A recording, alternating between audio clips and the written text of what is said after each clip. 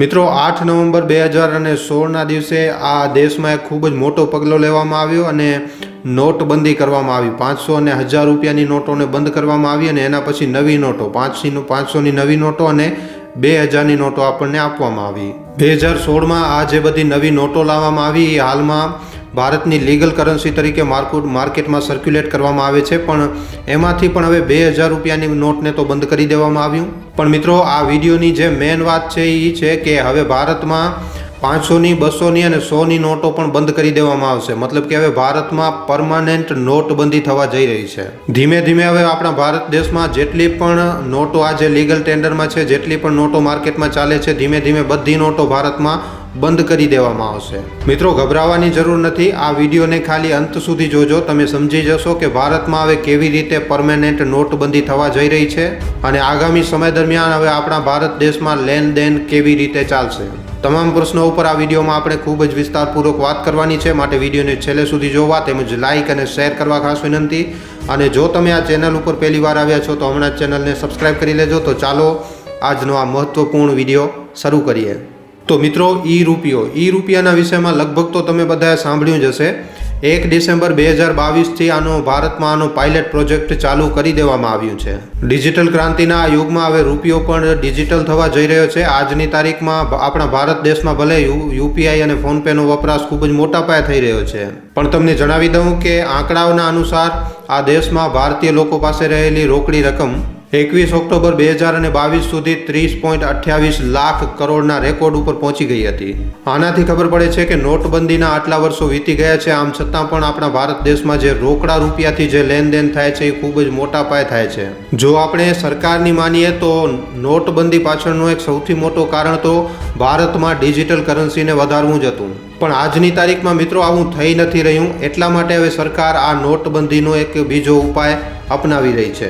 નોટબંધીનો આ નવો ઉપાય કરી અને સરકાર તમારા પૈસાને તમારા ખીચામાં નહીં પણ તમારા મોબાઈલમાં રાખવાની તૈયારી કરી રહી છે। તો ચાલો મિત્રો, વધારે સમય લીધા વગર આપણે જાણીએ કે આ ઈ રૂપિયો શું છે, આનો કેવી રીતે વપરાશ થશે અને સાથે સાથે આપણે એ પણ જાણીશું કે આ ઈ રૂપિયો જે છે એ ગૂગલ પે અને ફોન પે અને યુપીઆઈથી અલગ કેવી રીતે છે। મિત્રો, હવે ખીચામાં રોકડા રૂપિયા લઈને ચાલવું જૂના જમાનાની વાત થઈ જશે, કારણ કે હવે ભારતમાં લોકો માટે ડિજિટલ રૂપિયો જે આવી ગયો છે।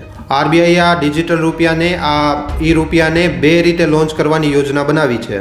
1 નવેમ્બર 2022ના રોજ આનો પહેલો પાયલટ પ્રોજેક્ટ હોલસેલ ટ્રાન્ઝેક્શન માટે ચાલુ કરી દેવામાં આવ્યું હતું અને બીજો પાયલટ પ્રોજેક્ટ આમ જનતા માટે 1 ડિસેમ્બર 2022ના રોજ ચાલુ કરી દેવામાં આવ્યું છે। આરબીઆઈએ જાણકારી આપી છે કે રિટેલ ડિજિટલ રૂપિયાના પહેલા પાયલટ પ્રોજેક્ટમાં સરકારી અને નિજી ક્ષેત્રના 4 બેંકો SBI bank, ICICI bank, yes bank અને આના સિવાય એચડીએફસી બેંકને આમાં સામેલ કરવામાં આવશે। અને મિત્રો, સીવીડીસી મતલબ કે સેન્ટ્રલ બેંક ડિજિટલ કરન્સીને એ ડિજિટલ ટોકનના રૂપમાં જારી થશે। અને મિત્રો, આ લીગલ ટેન્ડર હશે, મતલબ કે આ જે ઈ રૂપિયો છે એને હવે કાનૂની મુદ્રા માનવામાં આવશે। ઈ રૂપિયાને ઈ જ વેલ્યુ સાથે જારી કરવામાં આવશે જેમ કે હાલમાં નોટો અને સિક્કા જારી કરવામાં આવે છે। દેશમાં આરબીઆઈની ડિજિટલ કરન્સી આવ્યા પછી કેશ રાખવાની જરૂર ખૂબ જ ઓછી પડશે। મતલબ કે એક રીતે મિત્રો તમે એમ સમજી લો કે રોકડી રકમ ખીચામાં રાખીને ચાલવાની કોઈ જરૂર જ નહીં પડે, પણ જો તમને જરૂર પડે છે તો અચાનક જો તમને જરૂર પડે તો તમે તમારી કાગજી નોટો સાથે આને બદલાવી પણ શકશો। તો સમજી ગયા ને મિત્રો, આ ડિજિટલ રૂપિયો અને આજની કાગળની નોટોમાં ફરક ખાલી એટલો છે કે આ જે છે એ ડિજિટલ ફોર્મમાં હશે। આરબીઆઈ દ્વારા આ પ્રોજેક્ટમાં ગ્રાહકો અને વેપારીઓનો એક ગ્રુપ બનાવવામાં આવ્યું છે। ડિજિટલ કરન્સીનો આ પ્રોજેક્ટ હમણાં ખાલી 4 શહેરોમાં શરૂ કરવામાં આવ્યું છે। મુંબઈ, નવી દિલ્હી, ભુવનેશ્વર અને બેંગલુરુમાં આ પ્રોજેક્ટ ચાલુ કરી દેવામાં આવ્યું છે। પછી આવનારા સમયમાં આ હજી પણ હૈદરાબાદ, ઇન્દોર, અમદાવાદ, ગુવાહાટી, કોચી, લખનઉ, પટના અને એના પછી ગેંગટોક અને શિમલામાં પણ ચાલુ કરવામાં આવશે। અને એના પછી મિત્રો ધીમે ધીમે આને દેશના બીજા શહેરોમાં પણ ધીમે ધીમે ચાલુ કરવામાં આવશે। ઈ રૂપિયાનું ડિસ્ટ્રીબ્યુશન બેંકોમાંથી જ ગ્રાહકોને કરવામાં આવશે અને ડિજિટલ વોલેટની મદદથી આ એક વ્યક્તિથી બીજા વ્યક્તિની વચ્ચે લેનદેનમાં વાપરવામાં આવશે। અને આમાંથી પણ મિત્રો, જેમ કે આપણે આજની તારીખમાં આપણે ગૂગલ પે અને ફોન પે અને પેટીએમ કરીએ છીએ, એવી જ રીતે આમાંથી QR કોડથી પણ પેમેન્ટ કરી શકાશે। વપરાશકર્તા લોકો આને પોતાના મોબાઈલ ફોન અથવા તો પોતાના ડિજિટલ ડિવાઇસના ડિજિટલ વોલેટમાં પણ રાખી શકશે અને એકદમ સરળ રીતે ખાલી એક જ ક્લિક કરીને, જેમ કે આપણે આજની તારીખમાં ગૂગલ પે ને બધું વાપરીએ છીએ, એવી જ રીતે એક ક્લિકમાં જ આને પેમેન્ટ કરી શકાશે। ઉદાહરણ માટે જો તમે હમણાં કોઈ દુકાનમાં જો રાશન લેવા માટે જાઓ છો તો આપણા ભારત દેશમાં વધારે પૂરતા લોકો તો હજી પણ કેશથી જ લેનદેન કરે છે, કેશ પેમેન્ટ જ કરે છે। પણ હવે જે ગવર્મેન્ટની જે સિસ્ટમ આવી રહી છે એ એવી આવશે કે હવે તમે ઈ રૂપિયાથી પણ સામાન લઈ શકશો। આ જે ડિજિટલ કરન્સી છે, જે ઈ રૂપિયો આવશે એને આરબીઆઈ જ રેગ્યુલેટ કરશે। આપણા ભારત દેશમાં ડિજિટલ કરન્સી ઈ રૂપિયો બે પ્રકારનો છે। પહેલો તો છે હોલસેલ ડિજિટલ કરન્સી અને બીજો છે રિટેલ ડિજિટલ કરન્સી। શરૂઆતમાં 1 નવેમ્બરથી હોલસેલ સેગમેન્ટ માટે આની શરૂઆત કરવામાં આવી હતી, પછી 1 ડિસેમ્બર 2022થી આને રિટેલ સેગમેન્ટમાં પણ ચાલુ કરી દેવામાં આવ્યું। હવે મિત્રો અહીંયા ડિજિટલ રૂપિયાનું નામ સાંભળીને તમારા મનમાં એક પ્રશ્ન તો જરૂર આવી રહ્યો છે કે આ જે ડિજિટલ રૂપિયો છે, જે ઈ રૂપિયો છે, એ આજના ગૂગલ પે અને પેટીએમથી અલગ કેવી રીતે છે, યુપીઆઈથી અલગ કેવી રીતે છે? તો મિત્રો આને ખૂબ જ ધ્યાનથી સાંભળજો અને સમજજો। હમણાં આપણા દેશમાં ઘણા બધા લોકો પેમેન્ટ કરવા માટે યુપીઆઈ એપનો વપરાશ કરે છે।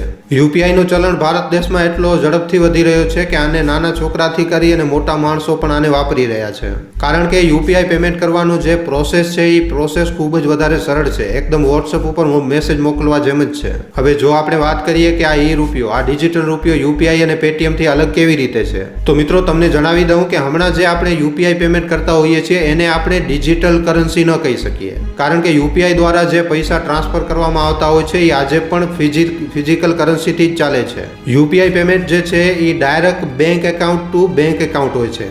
ડિજિટલ રૂપિયા માટે આરબીઆઈએ એમ કહ્યું છે કે પાયલટ પ્રોજેક્ટમાં જે પણ બેંકો સામેલ છે એ બેંકોના ડિજિટલ વોલેટના માધ્યમથી આને વપરાશમાં લાવી શકાશે। હમણાં જે યુપીઆઈ સિસ્ટમ છે એને અલગ અલગ બેંકો રેગ્યુલેટ કરે છે, જે આરબીઆઈની નિગરાની એની હેઠળ જ કામ કરે છે, પણ જે ડિજિટલ રૂપિયો છે, જે ઈ રૂપિયો છે, એને સીધો આરબીઆઈથી જ રેગ્યુલેટ કરવામાં આવશે।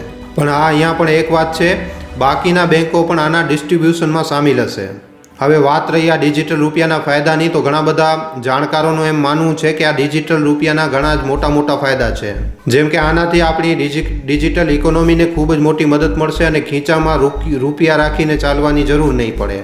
ડિજિટલ રૂપિયાને બેંકમાંથી કેશ મનીમાં એકદમ ખૂબ જ સરળ રીતે કન્વર્ટ કરી શકાશે।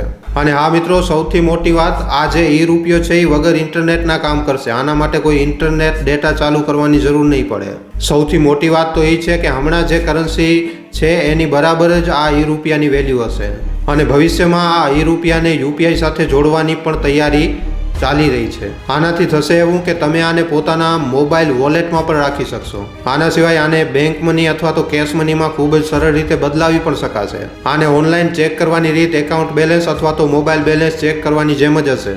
હવે મિત્રો સવાલ એ છે કે શું આનાથી પહેલાં પણ કોઈ દેશે આવી રીતની ડિજિટલ કરન્સી લોન્ચ કરી છે, પોતાની કરન્સી લોન્ચ કરી છે? તો આનો જવાબ છે હા।